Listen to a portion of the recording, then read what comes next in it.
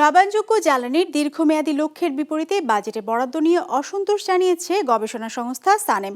তাদের মতে দেশে পরিষ্কার জ্বালানির উৎপাদন বাড়াতে দরকার নবায়নযোগ্য জ্বালানি বিভাগ ও এর জন্য মহাপরিকল্পনা।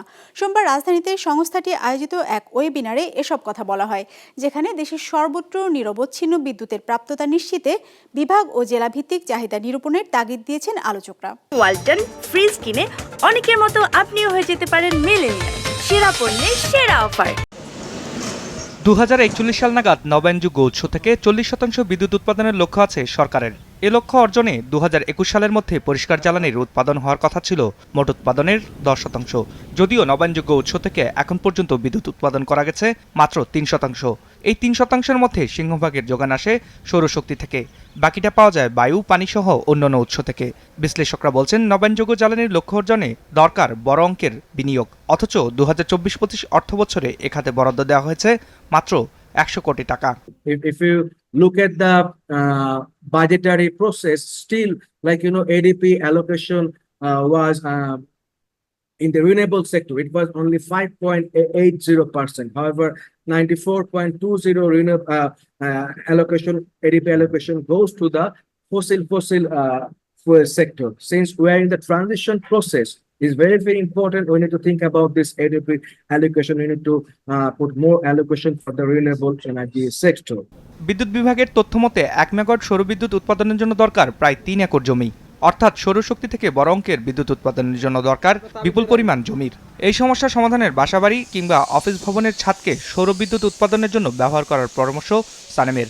একই সাথে দেশে বর্তমানে যে 40 লাখ ইজি বাইক আছে, সেগুলোর চার্জিংয়ের জন্য জাতীয় সঞ্চালন লাইনের যে চাপ তৈরি হয় তা কমাতে সৌরবিদ্যুৎ ভিত্তিক চার্জিং স্টেশন স্থাপনের পরামর্শ উঠে আসে আলোচনায়। 4 million EG bike, there's electric vehicle, poor people's electric vehicle in the grassroots level.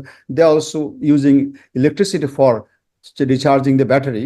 It around take 2 kilowatt, but the poor people, those are charging their electricity for the very poor people, that's crossed there, and then the electricity rate is increasing day by day.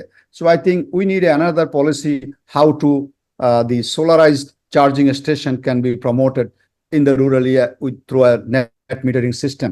That can be also another. We have a net metering policy, but we need to upgrade it again and again. After 1 year, 2 years, you can review it, you can adjust it. বক্তারা বলেন, সঠিক নীতির অভাবে কাঙ্ক্ষিত হারে উৎপাদন বাড়ছে না নবায়নযোগ্য উৎস থেকে। পরামর্শ দেন সবুজ জ্বালানির বিভাগ তৈরির পাশাপাশি এ খাতের জন্য মহাপরিকল্পনা প্রণয়নের। Custodian of the renewable energy now it under the power division. So this is a tiny and there is no any attention. So I believe we need a renewable energy division. So there is a guardian at the government level. So of the policy and implementation and financing and budgeting, everything there. And another also I'm thinking that there is a master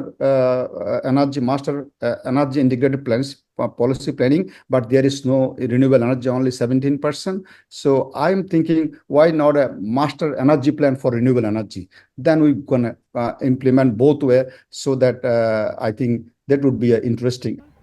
অনুষ্ঠানে জানানো হয়, দেশের গ্রামাঞ্চলে এখনও দৈনিক 8 থেকে 10 ঘন্টা load shedding হচ্ছে। তাই দেশের সব জায়গায় নিরবিচ্ছিন্ন বিদ্যুৎ নিশ্চিত করার লক্ষ্যে জেলা ও বিভাগ ভিত্তিক চাহিদা নিরূপণ ও সেই অনুযায়ী পরিকল্পনা বাস্তবায়নের পরামর্শ দেওয়া হয় আলোচনায়। রায়হান শোভন, বিজনেস রিপোর্ট, মাছরাঙ্গা টেলিভিশন।